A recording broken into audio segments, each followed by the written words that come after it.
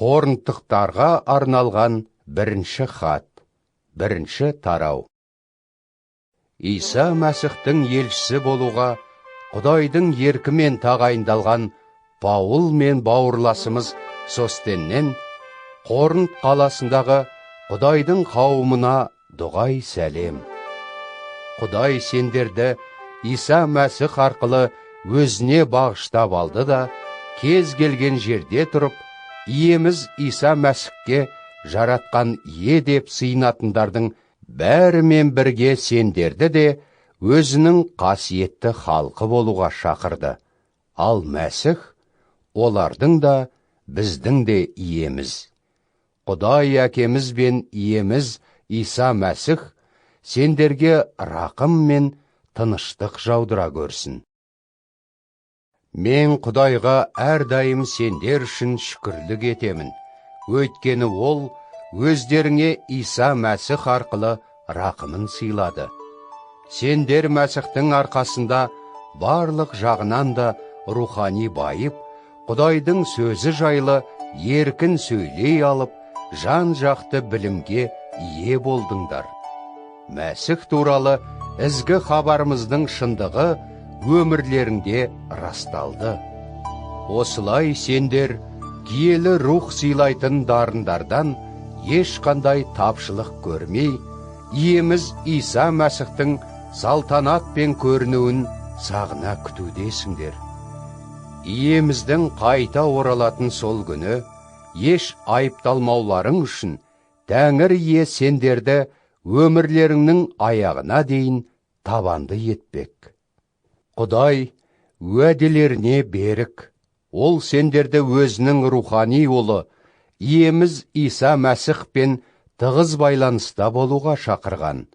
Бауырластарым, сендерге иеміз Иса Мәсіхтің атынан ескертемін. Ауыз бірлікті сақтап, жікке бөлінбеңдер. Қайта бірдей мақсат пен пікірде болып, бірлікте тұрыңдар. Себебі, қымбатты бауырластарым, қылы ойдың үйінен келгендерден араларында талас тартыс бар екенін біліп алдым. Менің түсінуімше, біреулерің мен Паулдың адаммын, басқа біреуің ал мен Аполлостікімін, үшіншің бірақ мен Петрдің, төртіншің ал мен Мәсіхтің шәкіртімін дейді екенсіңдер. Сонда Мәсіхтің жіктеліп бөлінгені ме? Әлде сендер үшін айқышқа шегеленіп құрбан болған мен Паул медім? Немесе Паулдың адамы болу үшін шомылдыру рәсімінен өтіп бедіңдер? Ондайдан сақтасын. Мен кірісіп пен Гайдан басқа ешкімді осы рәсімнен өткізген жоқпын. Сол үшін Құдайға шүкірлік етемін.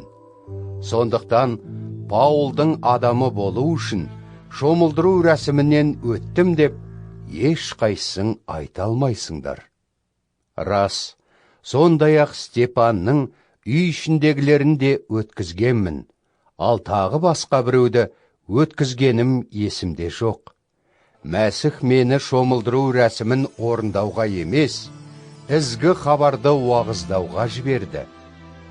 Ол маған данышпандық пен шешендікті пайдалан демеді де, әйтпесе Мәсіхтің айқыштағы құрбандығы туралы уағыз өз күшінен айырылар еді.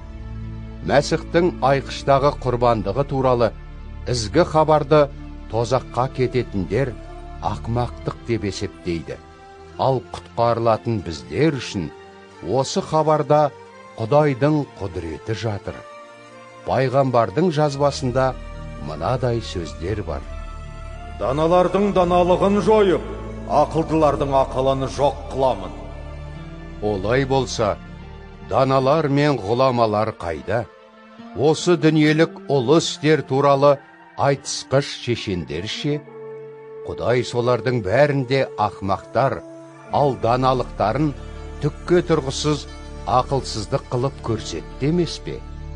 Адамзаттың тіпті ең кемеңгер деген ой санасымен де Құдайды ешқашан тани алмайтындығын ол алдын ала өз даналығымен білді.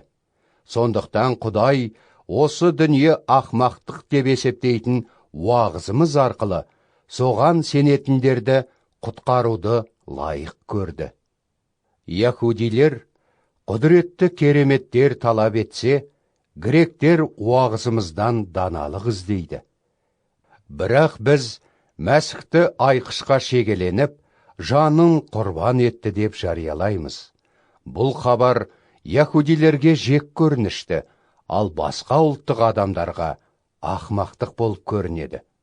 Алайда яһудилер мен басқа халықтардан шақырылғандар Мәсіхті Құдайдың құдіреті мен даналығы деп түсінеді.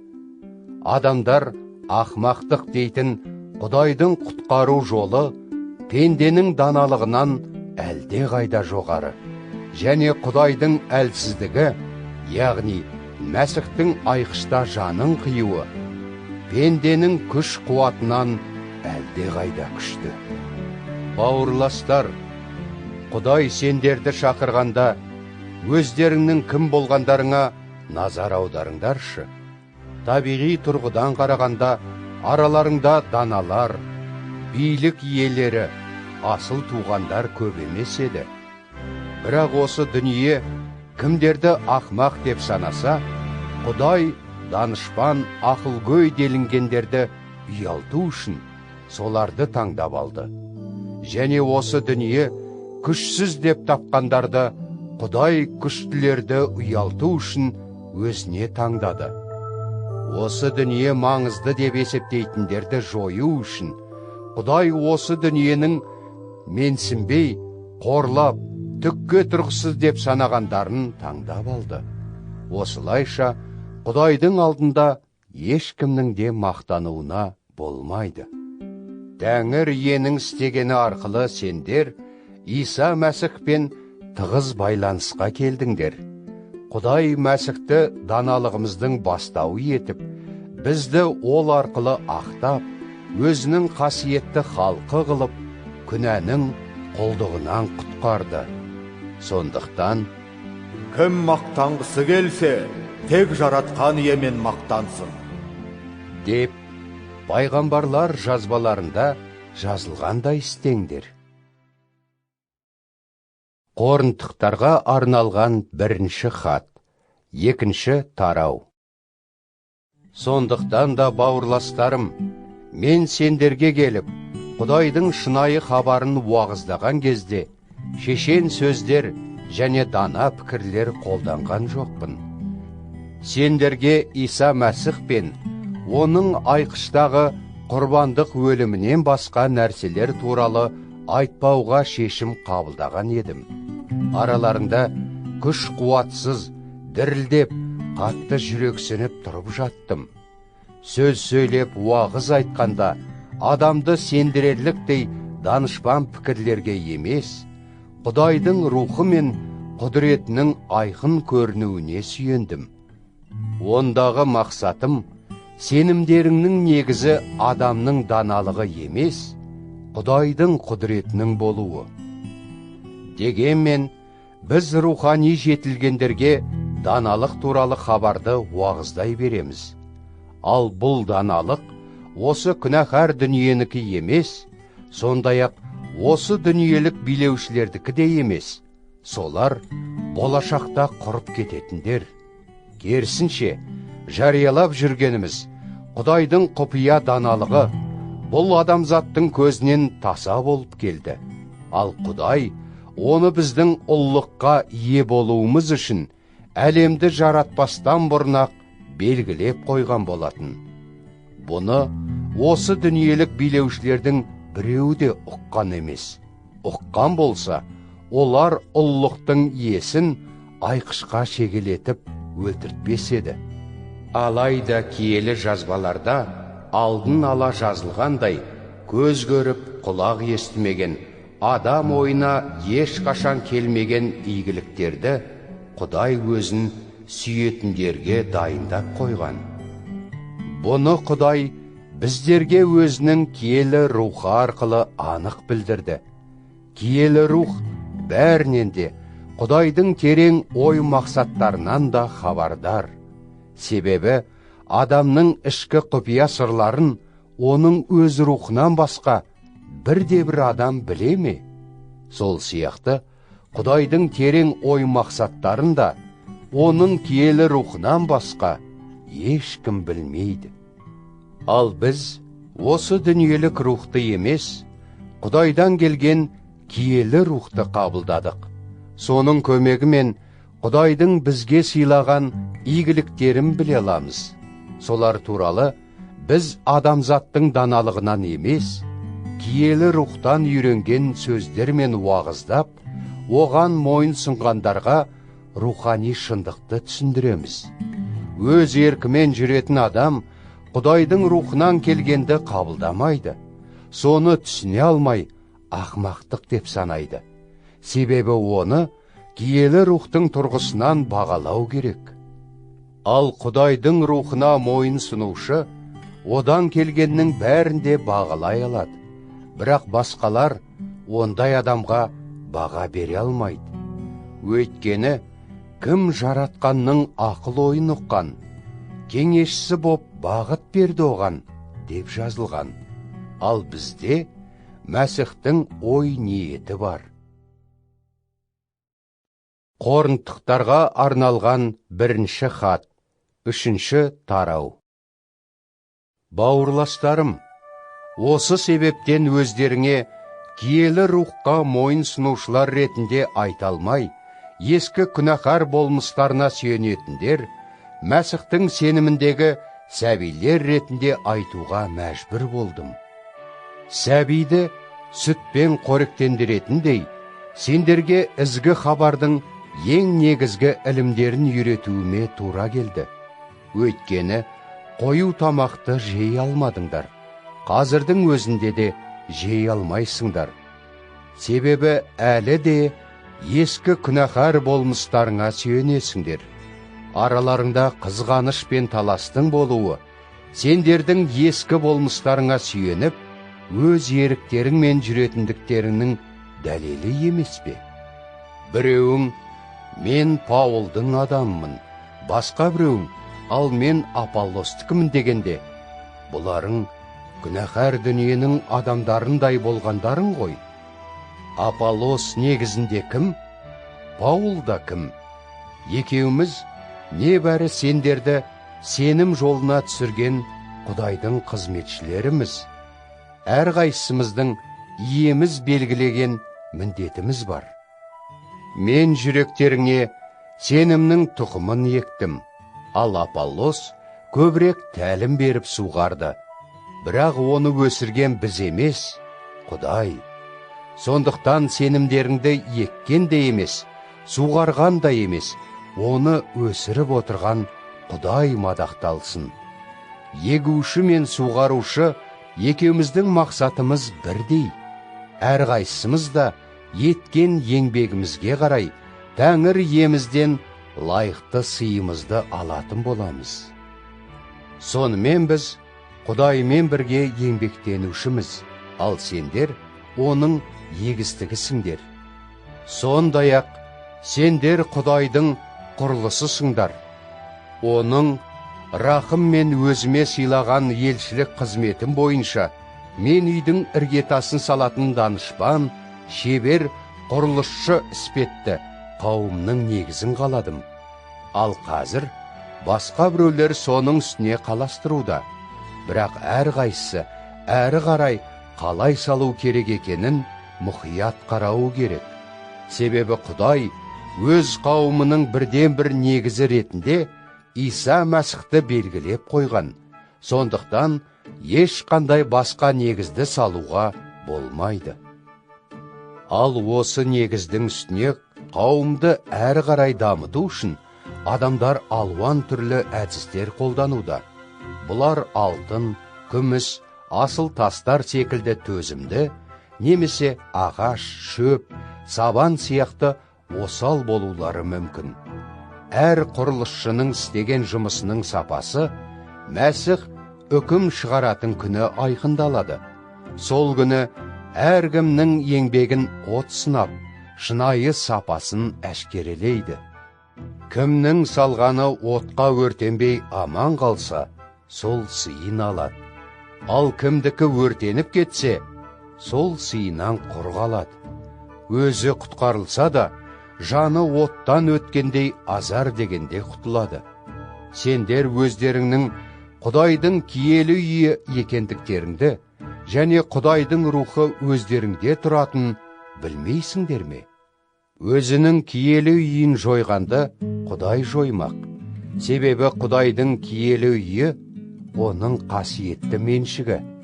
Ал осы киелі үй сендерсіңдер. Ешкім өзін өзі алдамасын.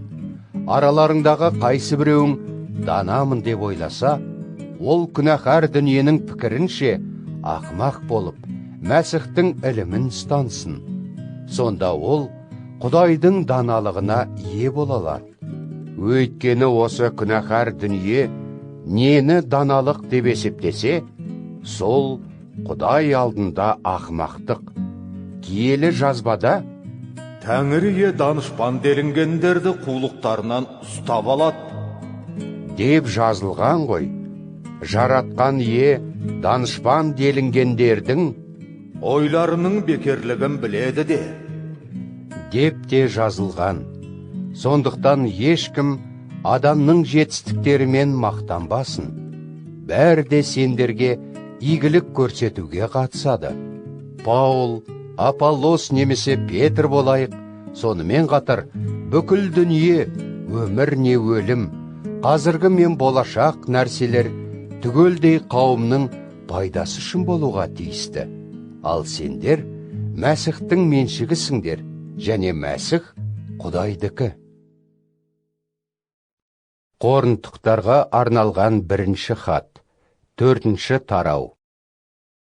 Сондықтан бізге Мәсіхтің нөкерлері ретінде, әрі Құдай өзінің ашып білдірген құпия хабарын басқаруды сеніп тапсырғандар ретінде қарау керек. Ал басқарушылардың әрқайсынан сенімді болуы талап етіледі. Менің сенімділігімді сендер тексеріп бағалайсыңдар ма, әлде осы дүниелік басқа мекеме ме, оған қам жемеймін. Өзіме өзім де баға қоймаймын. Өзімді айыптайтын ешқандай қылығым есімде жоқ. Алайда бұл мінсіз екеніме жеткілікті дәлел бола алмайды. Себебі мені тексеріп бағалайтын иеміздің өзі. Сондықтан уақыты келместен бұрын айыптауға асықпай, иеміздің қайта оралуын күтіңдер. Ол әзірше қараңғыға жасырылғанды әшкерелеп, жүрегіміздің ой ниеттерін ашып көрсетеді. Сол кезде Құдай әрқайсымызға лайықты мақтауын береді. Бауырластарым, бұған дейін мен Аполлос екеуміз туралы осы нәрселерді сендерге мысал ретінде айттым. Сендердің бізден үлгі алып, киелі жазбаларда айтылғандардан артыққа бармау керек деген қағиданың мәнін ұғынғандарың игі. Сонда сендер жетекшілердің біреуін екіншісінен жоғарылатып мақтанбайсыңдар. Әлдегім сендерді басқалардан ерекше етті ме? Құдайдан қабылдамаған нелерің бар? Бәрін қабылдаған соң, несіне өз жетістігіміз деп мақтанасыңдар? Сендер тойынып, рухани байыпсыңдар. Біздің қолдауымсыз-ақ патшадай билік құра бастапсыңдар. Шынымен рухани билік құрғандарыңды сондай қалар едім. Егер солай болса, біз де сендермен бірге билік жүргізген болар едік қой.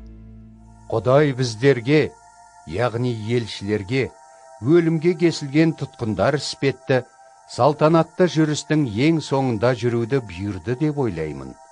Себебі біз бүкіл әлемге, періштелер мен адамдарға масқара көрініс болдық. Мәсіхке қызмет еткеніміз үшін біздер ақымақ, ал сендер Мәсіхпен жүрген данышпан екенсіңдер. Біз күшсіз, сендер күшті, біз қадірсіз, сендер қадірлі екенсіңдер. күні бүгінге дейін аштық көріп, шөлдеп келеміз. Кигеніміз алба жұлба, жегеніміз таяқ, үйсіз күйсіз қаңғып, қолмен ауыр жұмыс істеп, өз күнімізді көрудеміз. Бізді жамандағандарға ақ бата тілейміз. Қудаласа, оған да төземіз. Қаралағандарға жылы сөйлеп ескертеміз. Бүгінге дейін дүниенің қоқысы, адамзаттың сыпырындысы болып келдік. Мұны ұялту үшін емес, сүйікті рухани балаларым ретінде ескертіп жазып отырмын. Мәсіхпен жүрген тіпті 10 мың ұстаздарың болса да, рухани әкелерің көп емес. Себебі мен ізгі хабарды уағыздап, сендерді Мәсіх Исаның жолына түсіріп, жаңа өмірге ие еттім. Енді менен үлгі алыңдар деп өтінемін. Сол үшін Тимәтені жіберіп отырмын. Ол емізге берілген сүйікті де қымбатты рухани ұлым. Менің Мәсіх Исаның жолымен қалай жүріп жатқанымды Тимәте естеріңе түсіретін болады. Қай жердегі, қай қауымда болмасын, дәл сол тәлімді беріп келемін. Мені келмейді деп, кейбіреулеріңе көкірек бітіпті. Бірақ еміз қаласа, сендерге жуырда барып қалармын. Сонда көкірек біткендердің сөздерін емес, құдіреттерін анықтаймын. Себебі Құдайдың патшалығы сөзбен ғана емес, оның құдіретімен көрінеді. Енді не қалайсыңдар? Сендерге таяқпен келейін бе, әлде сүйіспеншілік пен ілтипаттылық рухымен бе? Коринтықтарға арналған 1-ші хат, 5-ші тарау. Араларыңда азғындық, тіпті басқа ұлттардың адамдары жасамайтын азғындық бар деген шүбәсіз хабар маған да жетті. Араларыңдағы біреуің әкесінің жұбайымен көңілдес екен, ал сендер көкіректеріңді көтересіңдер. Оның орнына қайғыланып, осындай қылықты жасағанды орталарыңнан шығарып тастағандарың дұрыс болар еді. Тәнім алыста болғанмен, рухым мен орталарыңдамын. Сондықтан мен араларыңда жүргендей, осыны істеген күнәһарға үкім шығарып қойдым. Сендер иеміз Иса Мәсіхтің атынан жиналыңдар. Мен де рухыммен орталарыңда боламын. Сонда иеміз Исаның билігімен әлгі адамды ескі күнәһар болмысын әлсірету үшін қауымнан шығарып, шайтанның қолына тапсырыңдар. Осылай, ол теріс жолынан қайтып, жаны иеміз қайта оралатын күні құтқарылсын. Мақтанғандарың еш дұрыс емес. Аз ғана ашытты, бүкіл қамырды ашытат дегенді білмейсіңдер ме? Ескі ашытқыдай күнә атаулыны араларыңнан шығарып тастаңдар. Сонда жаңа қамырдай рухани таза боласыңдар. Өйткені құтқарылу мейрамына құрбандыққа шалынған тоқтылар іспетті. Мәсіх біздер үшін өмірін құрбан етті. Сол арқылы сендер жаңа, пәк, таза адам болдыңдар. Сондықтан да бұрынғы зұлым да сұрқия әдеттеріміздің ескі ашытқысынан арылып, қасиетті өмір кешіп, адалдық пен ақиқаттың тәтті нанның дәмін татып тойлайық. Өткендегі хатымда сендерге азғындармен араласпаңдар деп жазған болатынмын. Онда мен осы дүниелік азғын, дүние қоңыз, қарақшы, немесе жалған тәңірлерге құлшылық етуші адамдарды ойлаған жоқпын. Әйтпесе, бұ дүниеден түгелдей безіп кетуге тиіс болар едіңдер ғой.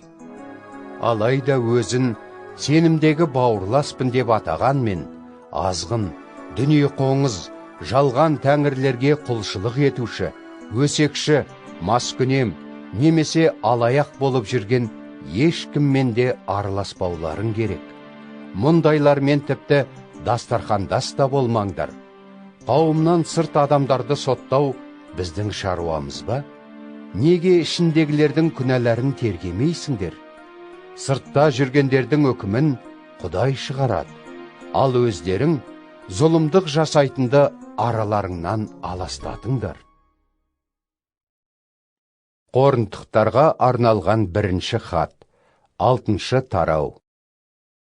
Араларыңдағы кейбіреу бауырласымен бір даулы мәселе туралы келіспей қалғанда, қалайша Құдай алдында ақталмағандардың сотына жүгінуге дәті барады? Неге мәселені Құдай халқының алдына қоймасқа? Болашақта Құдай халқының адамзатқа билік айтатынын білмейсіңдер ме? Адамзатқа билік ететін өздерің болған соң, ұсақ түйек даулы мәселелерді шешуге жарамайсыңдар ма? Біздердің, періштелердің үстінен де билік айтатынымызды білмейсіңдер ме? Сонда күнделікті өмір мәселелерін әлбетте шеше алуға тиіссіңдер.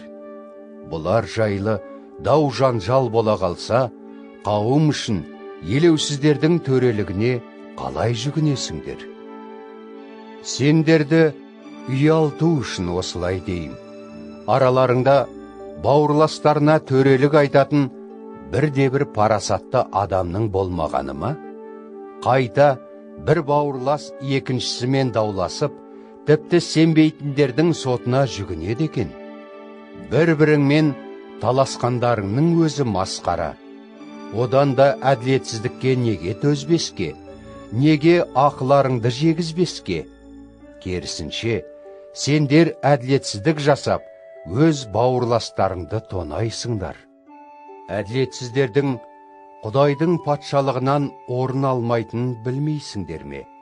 Алданбаңдар, азғындар, жалған тәңірлерге құлшылық етушілер, неке адалдығын бұзушылар, нәпсі құмарлар, еркек жанды еркектер, ұрылар, дүние қоңыздар, маскүнемдер, өсекшілер және тонаушылар үшін Құдайдың патшалығында орын жоқ. Бұрын кейбіреулерің сондай болдыңдар, алайда сендер күнәдан тазардыңдар. Енді иеміз Иса Мәсіхтің атына сыйынып, Құдайымыздың рухы арқылы оның қасиетті халқы болып ақталдыңдар. Кейбіреулерің не істесем де еріктімін дейсіңдер, алайда бәрі бірдей тиімді емес. Не істесем де еріктімін, дегенмен өзімді құл ететін еш нәрсенің билігінде болмауым керек. Тамақ асқазан үшін, ал асқазан тамақ үшін жаратылған. Әлбетте, Құдай бір кезде екеуін де жоятын болады. Алайда адамның денесі нәпсі үшін емес, иеміз үшін қызмет етуге тиіс. Ал денеміздің қамын иеміз ойлайды. Құдай иемізді өлімнен қайта тірілтті. Ол біздің денемізді де өзінің құдіретімен тірілтіп алмақ. Денелеріңнің Мәсіхтің рухани денесінің мүшелері екенін білмейсіңдер ме? Мәсіхтің бір мүшесін қайсы бір жезөкшенің дене мүшесі етіп қоюға бола ма? Жоқ, мүлдем болмайды. Әлде жезөкшемен жақындасқан кісінің онымен бір тұтас болатынын білмейсіңдер ме? Себебі Тауратта екеуі бір тұтас болады делінген ғой. Ал иемізге қосылған кісі оның өзімен рухани бір тұтас болады. Азғындықтан аулақ болыңдар. Барлық күнә адам денесінен тысқары дейсіңдер. Бірақ адам азғындық арқылы өз денесіне күнә жасайды. Әлде денелеріңнің киелі рух мекендейтін киелі үй екенін білмейсіңдер ме? Сендер Құдайдан қабылдаған киелі рух бойларыңнан орын алды. Енді өз меншіктерің емессіңдер. Иеміз сендерді үлкен құн төлеп, күнәнің құлдығынан азат етті. Ендеше денелерің мен Құдайдың даңқын арттырыңдар. Коринтықтарға арналған бірінші хат, 7 тарау. Ал енді маған жазғандарыңа тоқталайын. Еркектердің әйелдерге жоламағаны жақсы дейтіндерің бар екен. Ал азғындықтан сақтану үшін әр еркектің өз әйелі, әр әйелдің өз күйеуі болсын. Күйеуі әйеліне, ал әйелі күйеуіне тиісті ықылас көрсетулері керек. Себебі әйелдің денесі өзінің ғана емес, күйеуінің де билігінде. Дәл солай, күйеуінің денесі өзінің ғана емес, әйелінің де билігінде. Егер біраз уақыт үздіксіз Құдайға сыйынуға алдын ала келісіп алған болмасаңдар, бір-біріңнен бас тартпаңдар. Содан кейін тағы бірге болыңдар.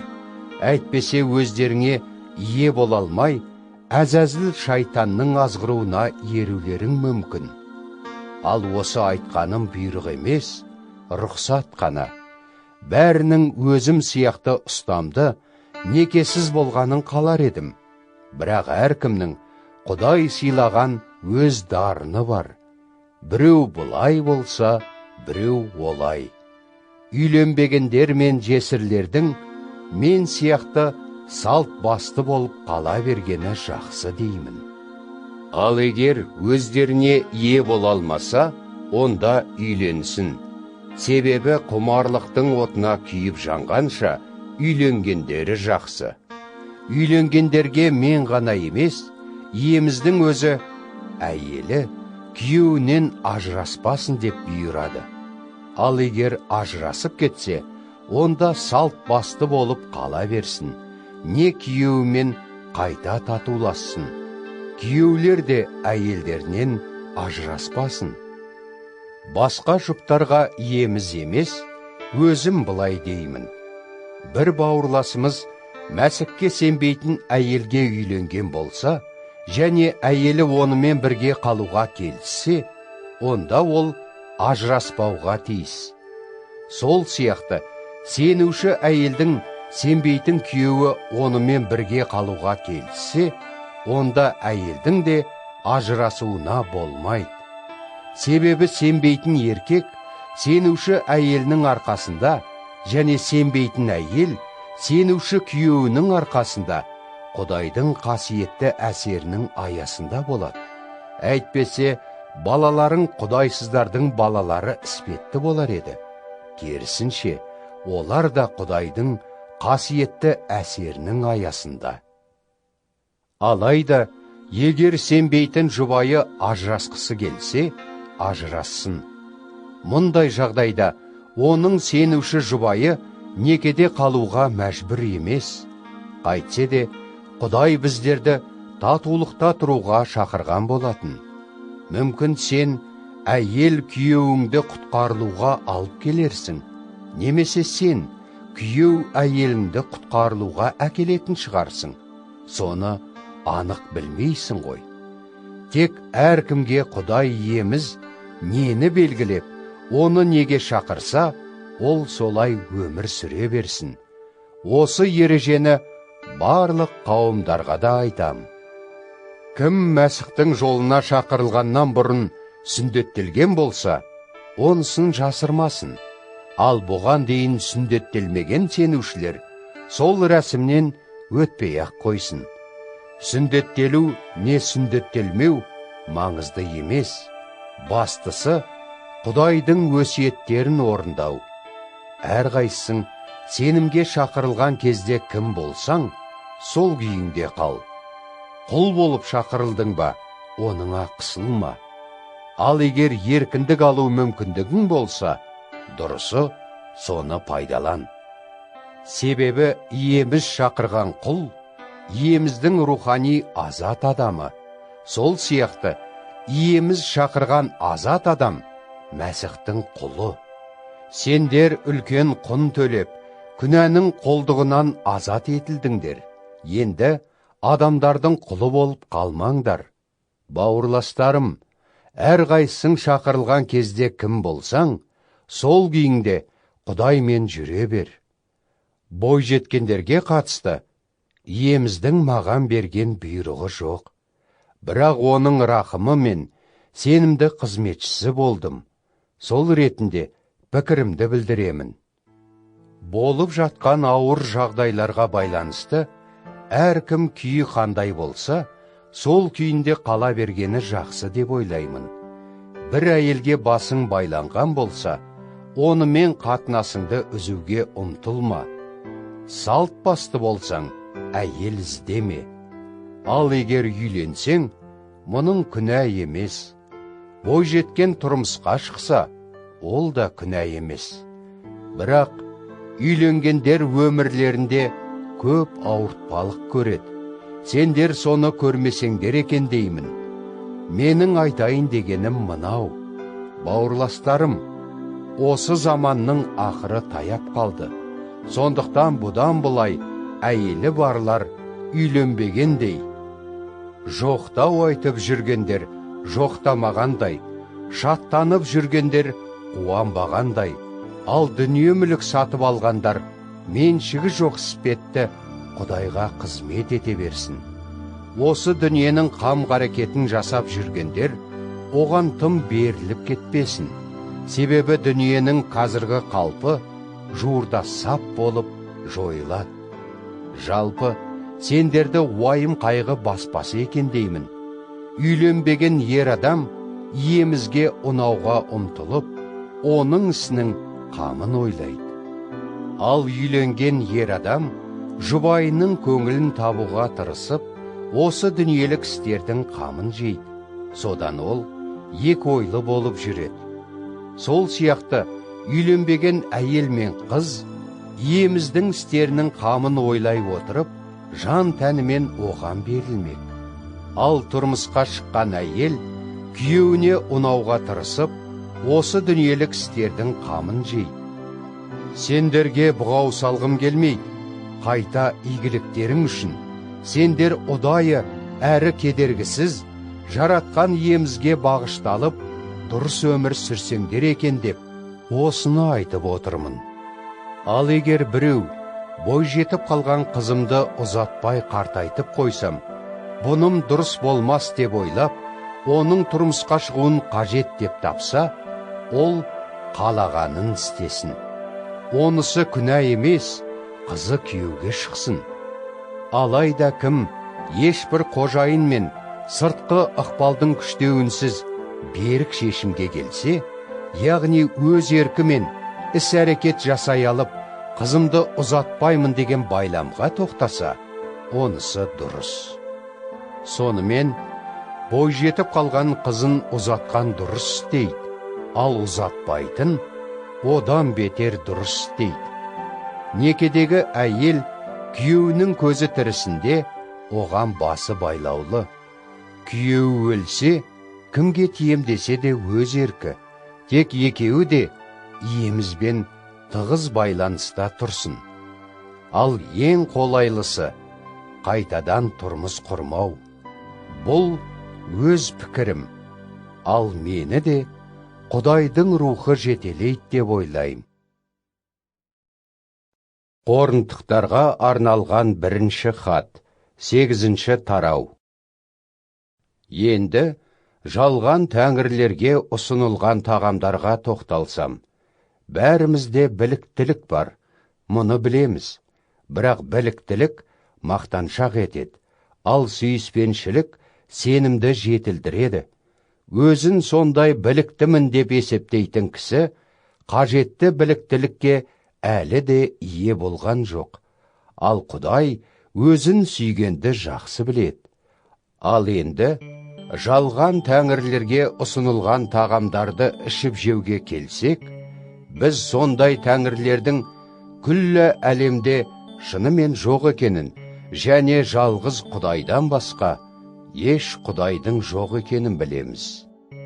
Кейбіреулердің ойынша көкте де, жерде де Құдай делінгендер бар. Сол адамдар көп құдайлар мен иелеріне құлшылық етеді. Бірақ біз бәрінің бастауы болған бір ғана Құдай әкені танимыз. Ол үшін өмір сүрудеміз. Сондай-ақ жалғыз иеміз Иса Мәсіхті де танимыз. Күллі әлемде өзіміз де сол арқылы пайда болдық. Алайда сенушілердің барлығы бірдей мұны біле бермейді. Бұрын жалған тәңірлерге құлшылық еткен кейбіреулері күні бүгінге дейін осындай тағамды жегенде оны тәңірлерге арналған деп есептейді. Бұларының дұрыс бұрыстығына дүдәмал ар-ұждандары осылай арамданады. Құдайға деген қарым-қатынасымызға біздің жеген тамағымыздың қатысы жоқ. Оны не жейік, не жемейік.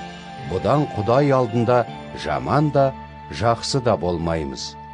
Дегенмен байқаңдар, бұл еркіндіктерін сенімі әлсіздерді күнәға азғырмасын.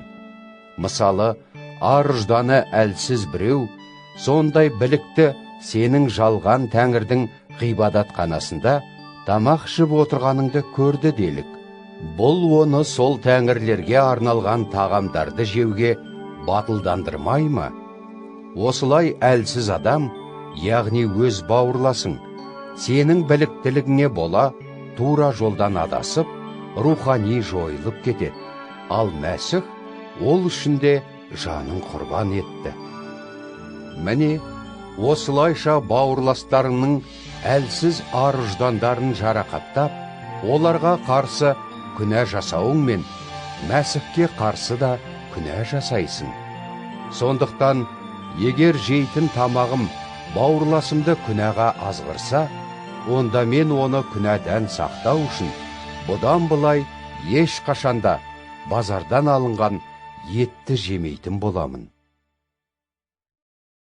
Қорынтықтарға арналған бірінші хат, 9-шы тарау. Мен ерікті емеспін бе, елші емеспін бе, иеміз Исаны өз көзіммен көрдім емес пе? Сендер иеміз үшін еткен еңбегімнің жемісі емессіңдер ме? Мен басқалар үшін елші болмаған күнде де сендерге жіберілген елші екенім сөзсіз. Менің иеміздің елшісі екендігімнің дәлелі сендерсіңдер. Өзімді айыптағандардан осылайша қорғанамын.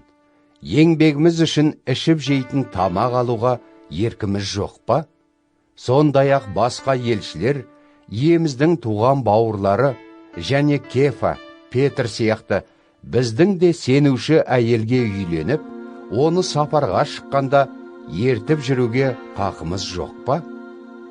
Әлде Барнаба екеуміздің ғана кәдімгі жұмысты жасамай-ақ, қызмет етіп, күн көруге еркіміз жоқ па? Қай жауынгер өз жалақысын өзі төлейді? Қай бағбан жүзімдік егіп, жемсін жемейді? Қай малшы мал бағып, сүтін ішпейді? Бұл адамдардың салты ғана ма? Құдайдың заңы да осылай дейді емес пе? Мұса арқылы берілген Таурат заңында астық бастырып жүрген өгіздің аузын бума деп жазылған ғой. Құдай бұл жерде өгіздерді ғана ойлап тұрма, әлде осы айтқаны бізге де тікелей қатысты ма? Әрине, ол біз үшін де жазылған. Жер жыртушы да, астық бастырушы да еңбек етіп, өнімнен тиісті үлесімді алармын деп үміттенуі дұрыс. Біз жүректеріңе рухани игілік, ізгі хабардың тұқымын септік. Енді соның өнімі ретінде бұл дүниелік игіліктеріңнен қабылдасақ, сол тым көп болар ма еді? Басқалардың бұған қақысы болса, біз одан бетер қақылы емеспіз бе? Алайда осындай хақымыз бола тұра, оны пайдаланған емеспіз. Қайта, біз Мәсіх туралы ізгі хабардың таралуына кедергі жасамау үшін әртүрлі қиыншылықтарға шыдап келеміз. Ғибадатханада қызмет етушілердің сол жерден тамағын асырап отырғандарын білмейсіңдер ме? Олар шалған малдардың етін құрбандық үстеліне салғанда, одан өз үлестерін алады ғой. Сол сияқты, иеміз ізгі хабарды уағыздаушылардың осы қызметтері мен күндерін көруіне әмір еткен. Бірақ мен бұл құқықтарымның бірде біреуін қолданған емеспін. Қазір де осыларды сендерден бір нәрсе алу мақсатында жазып отырған жоқпын. Әділ мақтанышымды ешкімнің құр сөзге айналдыруына жол бермеймін. Одан да аштан өлгенім артық. Ал ізгі хабарды уағыздап жүргенімнің өзі мақтануыма себеп бола алмайды. Ол борышты міндетім. Ізгі хабарды уағыздамасам, қасіретке қалар едім. Егер оны өз еркіммен істесем, еңбегімнің ақысын күтер едім. Бірақ еріксіз істегендіктен, оны сеніп тапсырылған міндетім ретінде орындап жүрмін. Сонымен, менің алар сыйым қайсы? Уағыздауымда құқықтарымды қолданбай, ізгі хабарды тегін таратуым алар сыйым. Міне осы. Мен бүкіл адамдардан тәуелсіз болсам да, олардың барынша көбін Мәсіхтің жолына түсіру үшін өзімді барлығының құлы еттім. Яхудилерді сол жолға түсіру үшін араларында яхуди сияқты өмір сүремін. Таурат заңына бағынған оларды Мәсіхке әкелу үшін өзім Тауратқа бағынышты болмасам да, араларында Тауратқа бағынатындай жүріп тұрамын. Таурат заңын білмейтін басқа халықтарды Мәсіхке әкелу үшін Тауратты білмейтіндей араларында өмір сүремін. Бұл Құдайдың заңынсыз жүремін деген сөз емес, шынында мен Мәсіхтің өсиеттеріне мойынсынып келемін. Сенімі әлсіздерді әкелу үшін соларға ұқсап өмір сүремін. Әртүрлі адамдар арасында оларға бейімделудемін. Осылай мен ең болмағанда бір сыпырасын құтқаруға ұмтыламын. Осының бәрін ізгі хабардың таралуы үшін істеп жүрмін. Содан мен оның игілігінен үлесімді алатын боламын. Жарысқа түскен жүйріктердің бәрі жүгіріп, біреуі ғана жүлдеге ие болатынын білесіңдер. Сендер де жүлдеге ие болатындай Мәсіхтің жолымен жүгіріңдер. Әрбір жарыскер барлық жағынан қатаң ұстамдылық танытады. Оның алғысы келетіні кейінірек солып қалатын гүл дестесі ғана, ал біздің алатынымыз мәңгі солмайтын жеңіс тәжі. Сондықтан мен мақсатсыз жүгіріп жүрген жоқпын. Жұдырығымен ауаны босқа ұрған боксшы сияқты да емеспін. Қайта басқаларды рухани күреске шақырған мен жүлде бөліскенде құралақан қалмау үшін тәнімді ауыртпалықтарға душар еткізіп, өзіме бағындырып жатырмын. Коринттықтарға арналған бірінші хат. 10-шы тарау. Бауырластарым, сендерді төмендегілер туралы хабарсыз қалдырғым келмейді. Халқымыздың күллі ата-бабалары Мысырдан шыққан кезде нұрлы бұлттың жетелеуімен жүріп, бәрі де теңізден өтіп шығып, Тәңір иенің құдіретін көрді. Олардың барлығы да Мұсаның соңынан ергендер ретінде бұлтта және теңізде шомылдыру рәсімінен өткендей болды. Барлығы да Құдай кереметпен берген бірдей тағам жеп, бірдей сусын ішті. Себебі олар Құдай қамтамасыз етіп, өздерімен бірге жүріп отырған жартастан сусындайтын. Ал ол жартас Мәсіхтің өзі болатын. Алайда олардың басым көпшілігі Құдайға жақпай, айдалада құрып кетті. Міне, осы оқиғалар бізді ата-бабаларымыздай жамандыққа құмар болудан сақтандырып, үлгі болып тұр. Солардың кейбіреулері іспетті, жалған тәңірге құлшылық етпеңдер. Бұл туралы Тауратта халық жайғасып отырып, құрбандықтан ішіп жеді. Біраздан кейін азғын ойындар ойнау үшін орындарынан тұрды деп жазылған. Ата-бабаларымыздың кейбіреулері секілді азғындыққа түспейік. Сол кінәлері үшін олардың 23 мыңы бір күнде өлді. солардың тағы кейбіреулеріндей иеміз Мәсіхтің төзімділігін еркінсіп сынамайық. Жыландар оларды сол үшін шағып өлтірді. Кейбіреулері сияқты Құдайға қарсы күңкілдей бермеңдер. Соның жазасы ретінде қырып жойушы періште оларды өлтіріп кетті.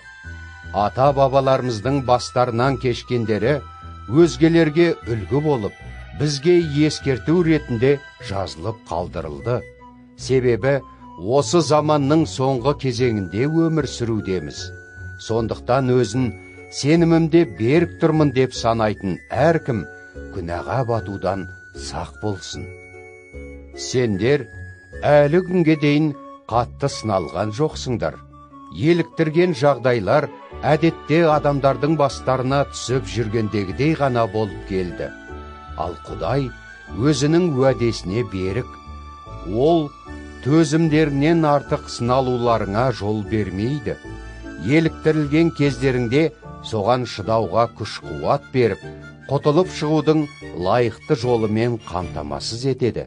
Сондықтан, сүйікті бауырластарым, жалған тәңірлерге құлшылық етуден аулақ жүріңдер. Енді айтатынымды парасаттылар ретінде пайымдап, ақылға салыңдар. Біз иеміздің құрбандығын еске алып, шүкірлік тостағаннан ішкенде, Мәсіхтің төгілген қанының игілігінен үлес алғанымызды білдіреміз. Солай емес пе? Нанды үзіп жегенде, құрбан болған Мәсіхтің денесінің игілігінен үлес алғанымызды білдіреміз емес пе? Нан біреу болғандай, біз көпшілікте бір тұтас рухани денеміз. Себебі бәріміздің жейтініміз бір нан. Исраил халқының ескі дәстүріне назар аударыңдар. Құрбандықтан жегендер құрбандық үстелімен байланыста емес пе? Осылай дегенде, расында тәңірлер бар. Оларға арналған құрбандықтардың шынайы мәні де бар деп айтпақпын ба? Жоқ, олай емес. Алайда басқа ұлт адамдары сол құрбандықтарын Құдайға емес, жындарға бағыштайды. Ал сендердің жындармен байланыста болғандарыңды қаламаймын. Иеміздің де, жындардың да тостағандарынан бірдей ше алмайсыңдар. Сол сияқты иеміздің және жындардың да дастархандарына бірдей қатысуларыңа болмайды.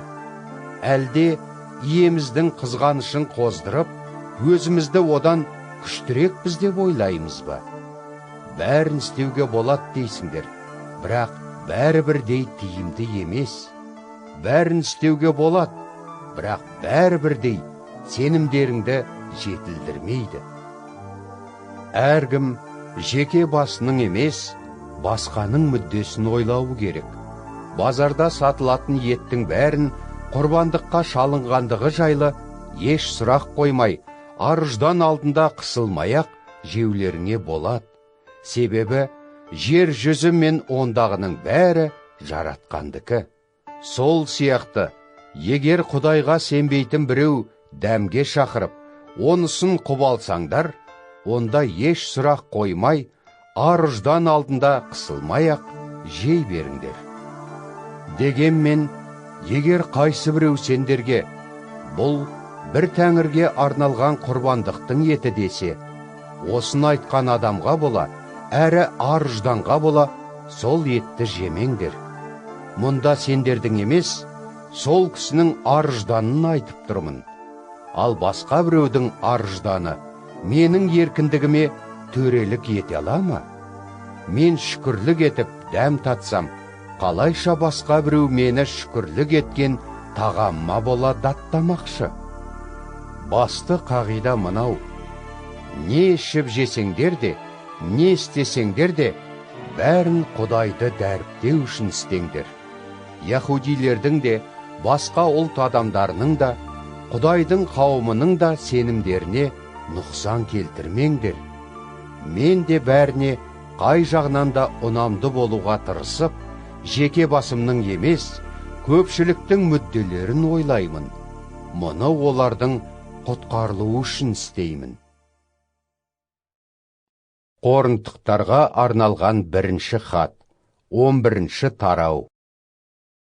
Менің Мәсіхтен үлгі алғанымдай, сендер де менен үлгі алыңдар. Ұдайы мені ойлап, өздеріңе тапсырған ілімдерді дәл сол күйінде ұстанып жүргендерің үшін сендерді мақтаймын. Енді мынаны да білулеріңді қалаймын.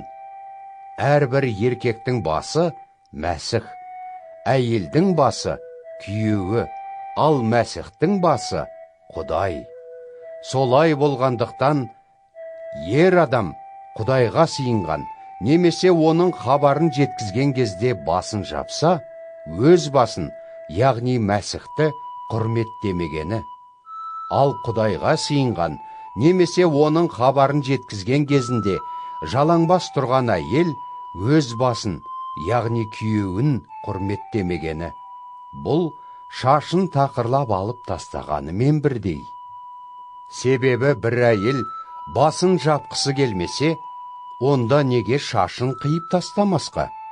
Ал егер әйелдің шашын қиып, немесе басын тақырлап тастағаны ұят болса, онда ол басын жапсын. Сонымен, ер адам басын жаппау керек.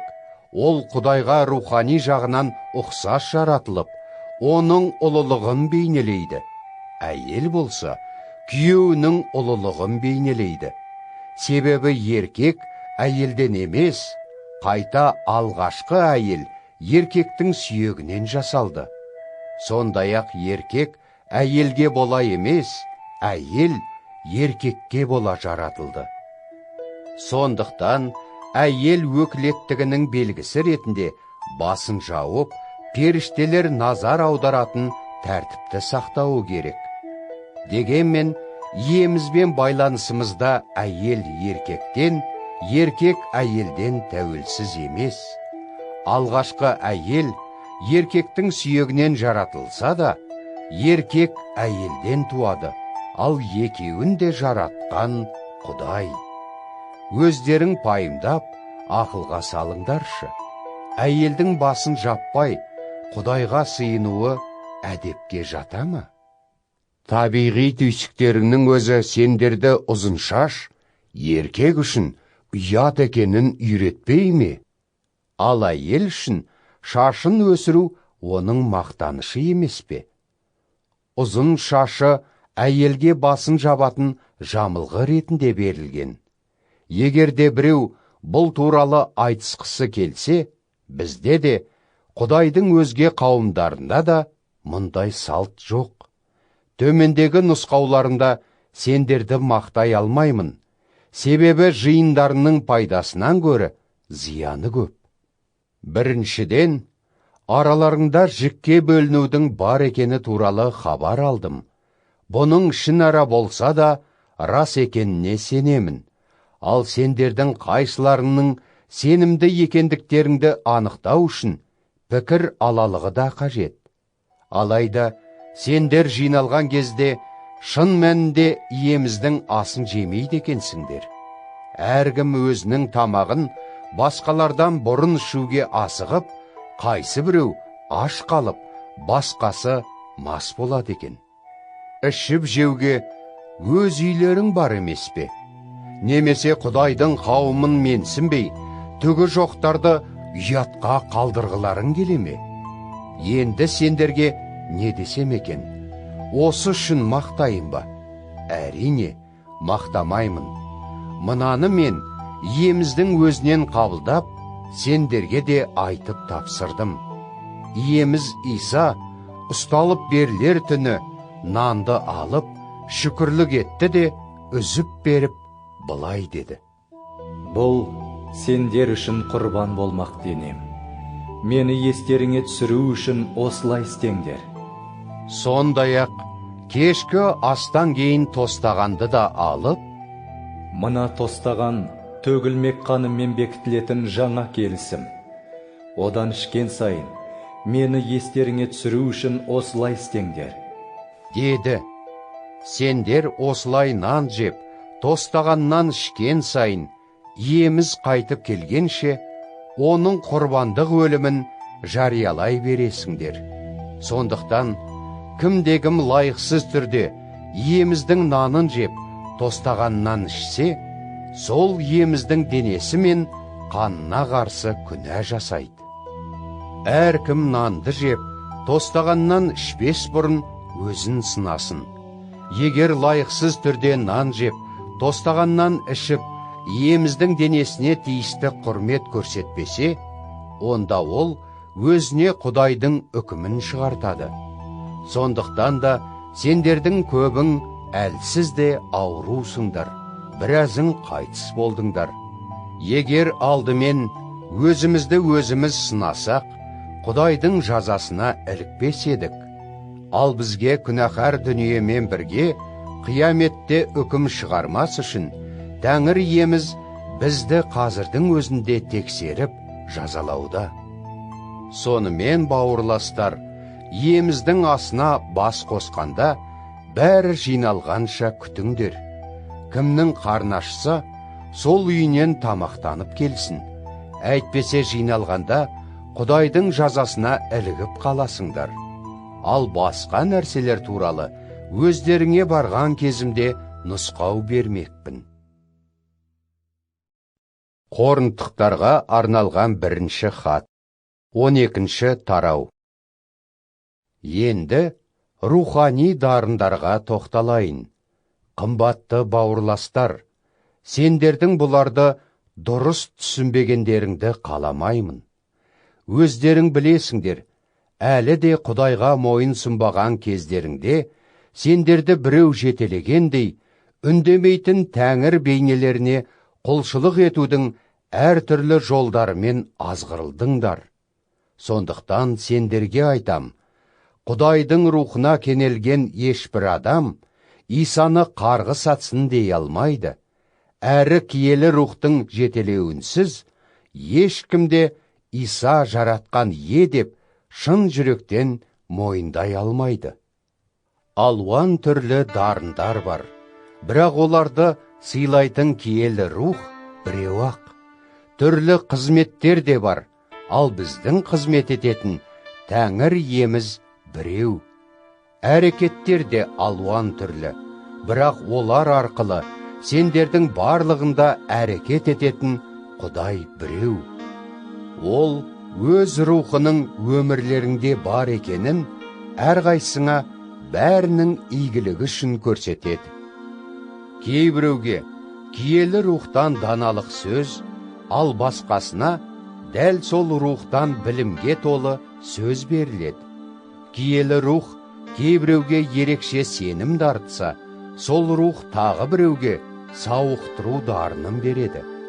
Ол біреуге кереметтер жасауды, өзгесіне Құдайдың хабарын жеткізуді, ал басқа біреуіне рухтардың түрлерін ажырата білуді, келесіге түрлі бөтен тілдерде сөйлеуді, ал тағы біреуге соларды түсіндіруді сыйлайды. Бұлардың бәрінде дәл сол киелі рух істейді. Ол дарындарды өзінің қалауынша әркімге жекелеп, үлестіріп береді. Көптеген мүшелері болса да, адамның денесі біреу, әрі мүшелері қаншама көп болғанмен тұтас бір денені құрайды. Мәсіхтің рухани денесімен де дәл солай. Себебі яхуди не басқа ұлттың адамы, құл немесе ерікті болайық, бәріміз бір киелі рух арқылы бір тұтас рухани денеге енгізілдік. Барлығымызда сол бір киелі рухқа кенелдік. Дене бір ғана емес, көп мүшелерден тұрады. Егер аяқ, мен қол еместіктен денеге жатпаймын десе, ол бәрібір оған жатпай ма? Әлде құлақ, мен көз еместіктен дененің мүшесі емеспін десе, ол бәрібір сондай емес пе? Егер бүкіл дене көз болса, онда ол қалай ести алар еді? Яки бүкіл дене есту сезімінен тұрса, қалай иіс сезе алар еді? Іс жүзінде Құдай дене мүшелерінің әрқайсысын өзінің қалауы бойынша орналастырған.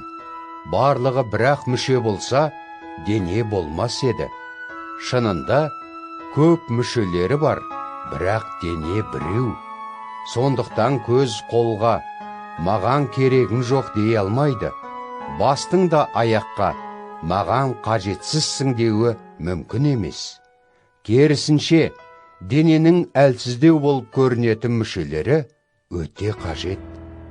Азырақ құрметті деп санаған мүшелерімізді көбірек қамқорлап, көріксіз мүшелерімізді ерекше назармен жауып қоямыз. Ал көріктілеріне соның қажеті де жоқ.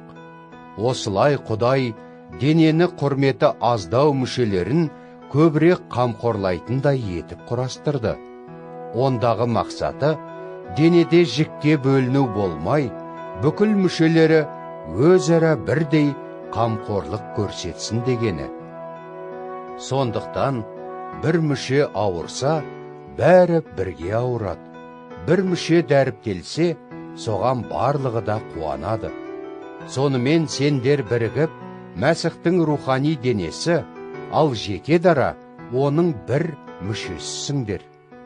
Құдай қауымда кейбіреулерді біріншіден елшілер, екіншіден өзінің хабарын жеткізушілер, үшіншіден тәлім берушілер етіп қойды. Ол сондай-ақ кейбіреулерге кереметтер жасайтын құдірет, әрі ауруларды сауықтыратын, көмек көрсететін, ұйымдастырып басқаратын және түрлі бөтен тілдерде сөйлейтін дарындар да сыйлады. Бәрі бірдей елші, Құдайдың хабарын жеткізуші, тәлім беруші, немесе керемет істер жасаушы ма? Барлығының ауруларды сауықтыратын дарыны бар ма? Бәрі де бөтен тілдерде сөйлеп, немесе айтылғандарды түсіндіріп жүр ме? Жоқ. Ал сендер бәріңде ең пайдалы дарындарға ие болуға ұмтылыңдар. Енді мен барлығынан да асып түсетін жолды көрсетемін. Коринтықтарға арналған бірінші хат, 13-ші тарау. Мен адамдардың түрлі тілдерінде және періштелердің тілдерінде жатықта мүдірмей сөйлей білсем де, бірақ егер сүйіспеншілігім болмаса, сөздерім сыңғырлаған қоңырауға, әрі шылдырлаған аса таяққа ұқсап, мәнсіз боп қалады сонда. Мен Құдайдың хабарларын жеткізсем, күллі құпия сырларды да білсем, әр түрлі білімді иемденсем, тау қозғайтындай сенімге кенелсем, бірақ егер сүйіспеншілігім болмаса, түкке де тұрмаймын мен онда. Егер үлестірсем бар байлығымды, бейшара жарлы жақыбайларға, тіпті құрбан қылсам да жанымды, тәнімді қисам отқа жағуға, бірақ егер сүйіспеншілігім болмаса, маған келер пайда жоқ бұдан да. Сүйіспеншілік шыдамды да қайырымды, еш қызғанбайды, мақтанбайды, паңданбайды, әдепсіз өзімшіл, ашушаң да болмайды. Ол көрген жәбірін есінде сақтамайды, әділетсіздікті еш құптамайды, қайта ол ақиқатқа сүйсінеді. Дәйім қорған болып, ұдайы сенеді, үмітін еш үзбей, бәріне шыдайды. Сүйіспеншілік ешқашан сарқылмайды, Құдайдың хабарын жеткізу тоқталар, бөтен тілдерде сөйлеу де сарқылар, білім дарыны да кейін доғарлар. Себебі біздің біліміміз жетіспейді, Құдайдың хабарын жеткізуіміз шектеулі. Алайда жетілгендік келген кезде, шектеулінің барлығы да бітеді. Бала кезімде балаша сөйлейтімін, балаша ойлап, балаша пайымдадым. Бірақ та ер жеткеннен кейін, мен қол үздім балалық қасиеттерден. Сол сияқты, біздің қазір көргеніміз айнадағы көмескі бейне іспетті, ал болашақта бетпе-бет анық көреміз. Қазіргі білетінім тек қана шектеулі, ал Құдайдың мені толық білетіні секілді, бәрінде толықтай білемін сол кезде. Сонымен сенім, үміт, сүйіспеншілік, осы үшеуі әрқашанда қалады. Ал солардың ішінде сүйіспеншілік мәңгі бақи ең бастысы болады. Коринтықтарға арналған бірінші хат, 14-ші тарау. Сүйіспеншіліктің жолын қуыңдар. Рухани дарындарға, әсіресе Құдайдың хабарын жеткізу дарынына ие болуға ұмтылыңдар. Бөтен тілде сөйлейтін кісі адамдарға емес, Құдайға арнап сөйлеп, ешкім оны түсінбейді. Ол өз рухымен құпияларды айтады. Ал Құдайдың хабарын жеткізуші адамдарға арнап сөйлеп, оларды нығайтып, жігерлендіріп жұбатады. Кім бөтен тілде сөйлесе, сол өз сенімін нығайтады. Ал кім Құдайдың хабарын уағыздаса, сол қауымды нығайтады.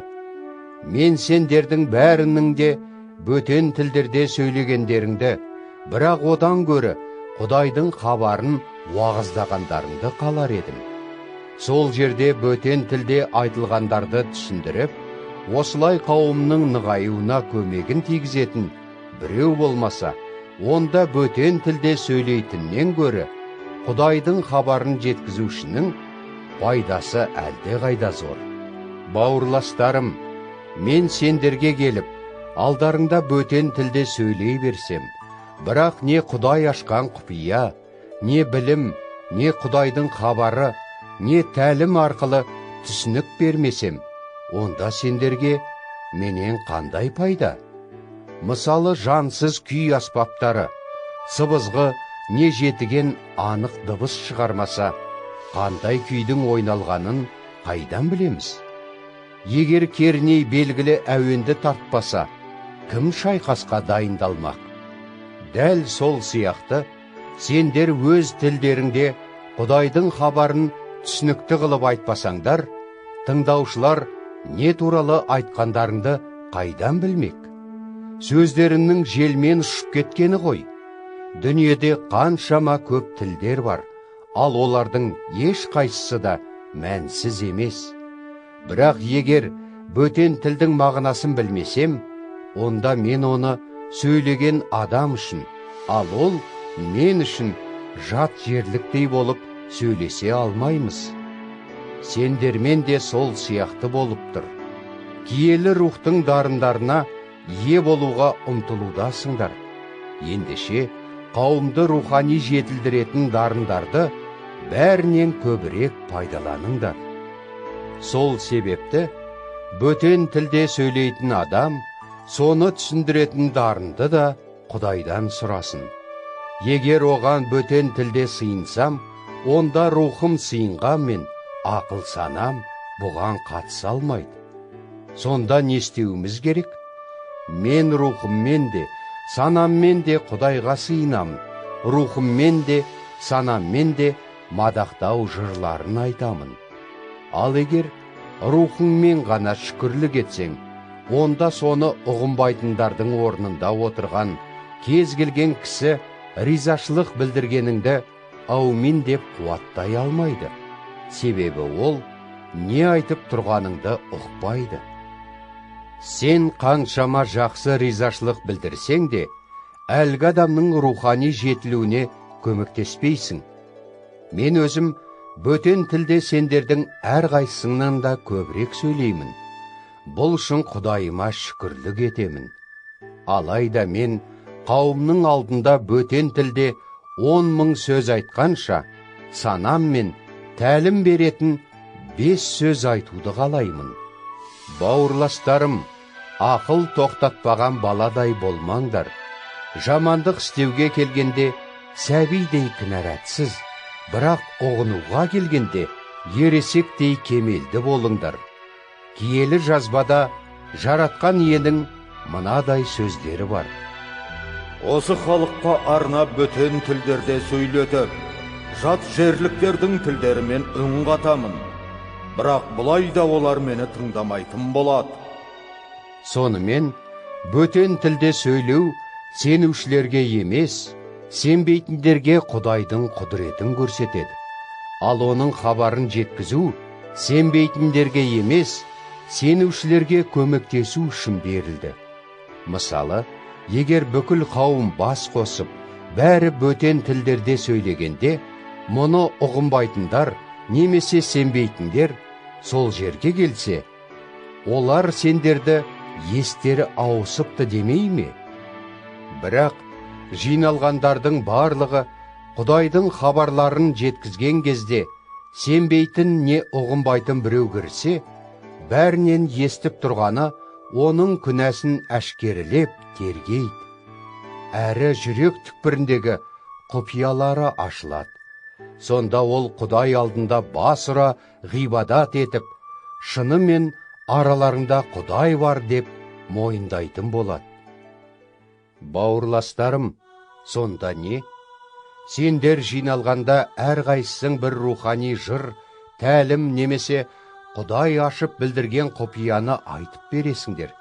Біреуің бөтен тілде сөйлеп, біреуің соның мәнін түсіндіресіңдер.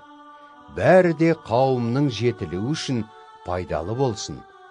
Бөтен тілде сөйлейтіндер болса, екеуі көп дегенде үшеуі ғана, және бірінен соң бірі сөйлеп, айтқандарын біреу түсіндірсін. Егер түсіндіретін ешкім болмаса, онда олар қауымда үндемей, іштей ғана Құдайға арнап сөйлесін. 2 не 3 кісің Құдайдың хабарын жеткізіп, басқаларың айтылғандарды ақылға салып, пайымдаңдар. Егер осы жерде отырған тағы біреуге Құдай бір құпияны ашып білдірсе, онда алғаш сөйлеуші үндемей қалуы керек. Бәрің, біріңнен соң бірің Құдайдың хабарларын жеткізулеріңе болады. Осылай барлығында тәлім, жұбаныш және жігер аласыңдар. Құдайдың хабарларын жеткізетіндердің рухтары оларға бағынады. Себебі Құдай тәртіпсіздікті емес, тыныштық пен татулықты қалайды. Құдайға бағышталған халықтың барлық қауымдарындағы әдет осындай. Қауым жиналыстарында әйелдерің үндемесін, оларға сөйлеуге рұқсат етілмеген. Заңда да айтылғандай, олар басшылық етпесін. Бір нәрсе туралы сұрағылары келсе, үйде күйеулеріне сауал қойсын, өйткені әйелдердің қауымда сөйлеулері ұят. Егер келіспесеңдер, Құдай сөзі өздеріңнен шықты деп ойлайсыңдар ма? Ол тек сендерге ғана келіп педі? Біреу Құдайдың хабарын жеткізушімін, немесе киелі рухқа кенелдім деп ойласа, менің жазып отырғанымды иеміздің өсиеті деп ұғынсын. Кім мұны мойындамаса, оның өзі де мойындалмасын. Сонымен, бауырластар, Құдайдың хабарын жеткізуге талпыныңдар, әрі бөтен тілдерде сөйлеуге тыйым салмаңдар. Тек бәрінде әдет пен тәртіп сақталсын. Коринтықтарға арналған 1 хат, 15 тарау. Ал енді, бауырластар, мен сендерге уағыздаған ізгі хабарды тағы да естеріңе салғым келеді. Сендер оны қабылдап, сенімдерің нығайып келді. Егер оны дәл мен уағыздағандай берік ұстансаңдар, осы ізгі хабар арқылы құтқарыласыңдар. Әйтпесе, оған бекерге сенгендерің. Менің қабылдап алып, сендерге жеткізген ең басты хабарым мынау болды. Киелі жазбаларда алдын ала айтылғандай, Мәсіх біздің күнәләріміздің құнын өтеу үшін жанын құрбан етті. Осы жазбалардың тағы алдын ала айтып кеткеніндей, Мәсіх қабірге қойылып, 3-ші күні қайта тірілді. Ол Кефаға, яғни Петрге, содан кейін 12 елшінің бәріне көрінді. Мұнан соң оны 500-ден аса бауырластарымыз да бір мезгілде өз көздерімен көрді. Олардың көпшілігі әлі тірі, біразы ғана қайтыс болды. Содан кейін Мәсіх Жақыпқа, сондай-ақ барлық елшілеріне көрінді. Бәрінен кейін дер кезінде жаңа өмірге дайын болмаған мен де Мәсіхті өз көзіммен көрдім. Елшілердің ішіндегі ең лайықсызымын. Елші деп аталуға да тұрмаймын. Себебі мен Құдайдың қауымын қуғындадым. Бірақ та Құдайдың рақымы мен қазір қандай болсам, сондай болдым. Оның рақымы бойымда бекер болғанда емес. Қайта басқалардың барлығынан көп еңбек еттім. Ал шын мәнісінде мен өзім емес, маған жар болған Құдайдың рақымы еңбектенді. Мен бе, әлде өзгелер ме, бәрібір, біз жариялаған, сендер сенген ізгі хабар осы. Осылай Мәсіхтің өліп, қайта тірілгені жарияланып жатқанда, қайсы біреулерің қалайша өлгендердің қайта тірілуі жоқ дей аласыңдар. Егер өлгендердің қайта тірілуі жоқ болса, онда Мәсіх те қайта тіріле алмас еді. Ал егер Мәсіх қайта тірілмеген болса, онда біздің жариялауымыз да, сендердің сенімдерің де бекер болғаны. Бұған қоса біздер Құдай туралы ол Мәсіхті тірілтіп алды деп жалған куәлік келтіргендер ретінде әшкереленген болар едік. Себебі өлгендер шынымен тірілмейтін болса, Құдайдың Мәсіхті де қайта тірілтпегені.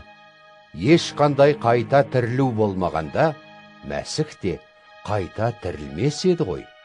Ал егер Мәсіх тірілмеген болса, сенімдеріңнен еш пайда болмай, күнәларың әлі де мойындарыңда қала берер еді. Сондай-ақ, Мәсіхке сеніп қайтыс болғандар тозаққа түсер еді. Егерде Мәсіхке тек бұл дүниедегі өмір үшін ғана үміт артсақ, онда біз барлық адамдардың ішіндегі ең байқұс бейшаралары болар едік. Алайда өлгендердің алғашқысы ретінде Мәсіх өлімнен бір жола қайта тірілді. Бір адам арқылы өлім дүниеге келді. Сол сияқты бір адам арқылы өлгендер қайта тіріледі. Яғни адам атамен байланыстағылардың бәрі өлуге тиіс болғанындай, Мәсіх пен байланыстағылардың бәрі де тіріледі. Барлығы өз кезегімен. Алғашқысы ретінде Мәсіх тірілді, ал кейін ол қайтып келгенде, оның қарамағындағы адамдар да тіріледі. Мұнан соң бәрінің ақыры болады. Мәсіх қарсы тұратын күллі билік пен күш атаулыны жойып жіберіп, өз патшалығын Құдай әкесіне тапсырады. Құдай барлық жауларын оның табанының астына салып бергенше, Мәсіх билік жүргізуге тиіс. Жойылатын соңғы жау өлім. Себебі Тәңір иеміз бәрінде оған бағындырып берді. Ал осы бәрі дегеніміз Құдай әкені қамтымайды. Бұл анық. Бәрін Мәсіхке бағындырып берген оның өзі ғой. Сол кезде Құдайдың рухани ұлы да әлемді өзіне бағындырып берген әкесіне мойын сынады. Осылай Құдай бүкіл әлемге толықтай билік жүргізетін болады. Әйтпесе, егерде өлімнен қайта тірілу болмаса, өлгендердің орнын басып шомылдыру рәсімінен өткендер не істемек? Егер өлгендер мүлдем тірілмесе, кісілер неге орындарын басып сол рәсімнен өтеді? Біз де неге сағат сайын басымызды қауіп қатерге тігеміз? Мен күн сайын өліммен бетпе-бет келемін. Бұл нағыз шындық, бауырластарым. Иеміз Иса Мәсіхпен тығыз байланыстағы өмірлеріңді мақтан тұтатын мен осыны айтам. Егерде Эфес қаласында жабайы аңдармен тек пенделік ниетпен ғана күрескен болсам, одан маған қандай пайда түсер еді? Егер шынымен өлімнен қайта тірілу жоқ болса, онда ішіп жеп тойып алайық, ертең бәрібір өліп қалармыз. Мұндайды айтқандарға алданып қалмаңдар. Былай делінген ғой, араммен араласып жүрген жан айрылар адал салтынан. Дұрыстап ақылға келіңдер, күнә жасауды доғарыңдар. Кейбіреулерің Құдайды әлі де танымайсыңдар. Мұны сендер ұялсын деп айтып отырмын. Әлде біреуің, өлгендер қалайша қайта тіріледі? Тірілген денелері қандай болмақ дерсіңдер? Не деген түйсіксіздік? Жерге еккен дәнің көктеп, жаңа өмір шығарғанда өзі жойылады. Сенің еккенің кейін өсіп шығатын тұтас өсімдік емес, жай ғана тұқым, мысалы бидайдың не басқа дақылдың дәні. Ал Құдай өз қалауынша әрбір тұқымды түріне қарай өзіндік денемен қамтамасыз етеді. Денелердің бәрі бірдей емес. Адамның, малдың, құстың, балықтың денелері бір-бірінен өзгеше. Жердегіден басқа аспандағылардың да денелері бар.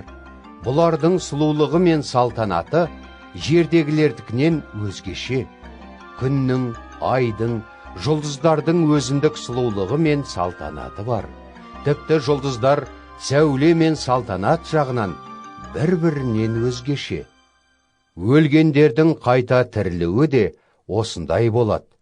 Топыраққа көмілген дене шіріп кетеді, ал қайта тірілгені мәңгі шірімейді.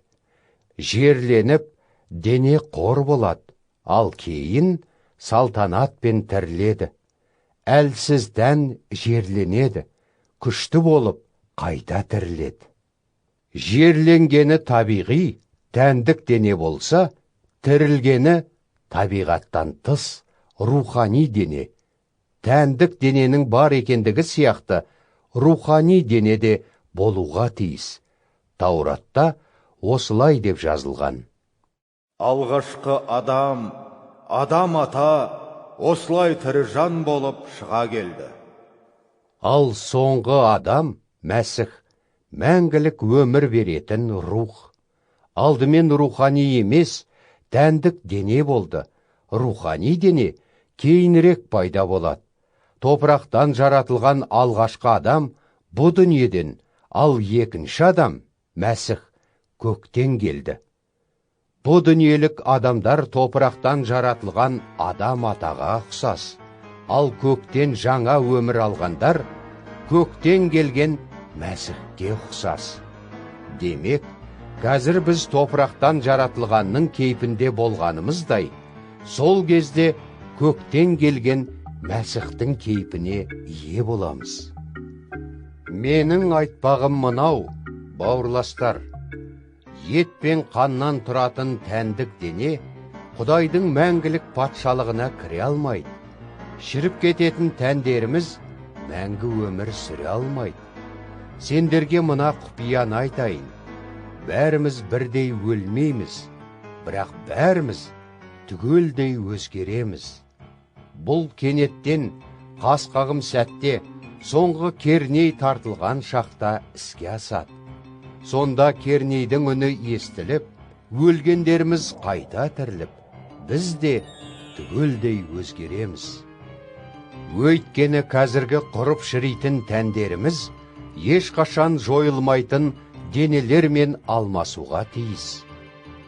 Бұл жүзеге асып, құритын нәрселер мәңгілік нәрселермен алмасқан шақта, пайғамбарлар жазбаларындағы мынадай уәделер орындалады. Өлім жеңіліп, бір жола жоқ болады. Өлім, қайда сенің жеңісің? О дүние, қайда улы тісің? Өлім тудыратын улы тіс күнә, ал күнә өз күшін заңнан алады. Құдайға шүкірлік етейік. ол бізге иеміз Иса Мәсіх арқылы жеңісті сыйлайды. Сонымен, сүйікті бауырластарым, табанды болып, сенімдеріңнен айнымай, иеміздің ісін әрдайым молынан істей беріңдер. Өйткені иемізбен жүріп атқарған еңбектеріңнің бекер еместігін біліп алдыңдар. Коринттықтарға арналған бірінші хат, 16 тарау. Енді Құдайдың мұқтаждық көріп жүрген Яһудеядағы халқына көмек жинау туралы. Галатия өлкесіндегі қауымдарға берген нұсқауларыма сай әрекет жасаңдар. Жексенбі сайын әрқайсыларың жағдайларыңа қарай қолдағы қаражаттарыңнан бөлектеп сақтап қойыңдар. Осылайша мен сендерге барған уақытта оларды жинаудың қажеті болмайды. Сол кезде өздерің сәлемдемелеріңді апару үшін таңдап алған адамдарыңа сенім хаттарымды беріп, оларды Иерусалимге шығарып саламын. Егер өзімнің де баруым жөн болса, онда бірге барармыз. Мен сендерге Македония арқылы сапар шегіп келмекпін. Себебі сол өлкемен өтетін ойым бар. Ал сендерде біраз тоқтап, тіпті қыстап та қалуым мүмкін. Осылай қай жаққа сапарымды жалғастырсам, мені жолға шығарып сала аласыңдар. Себебі қазір жолай соққым келмейді. Иеміз қаласа, біраз уақыт өздеріңмен бірге болсам деп үміттенемін. Алғашқы өнім мейрамына дейін Эфес қаласында болмақпын. Өйткені осында өнімді еңбек етуіме есік айқара ашық, ал қарсыластарым да аз емес. Тимофей сендерге келіп жатса, оның араларыңда алаңсыз жүруіне көңіл бөліңдер.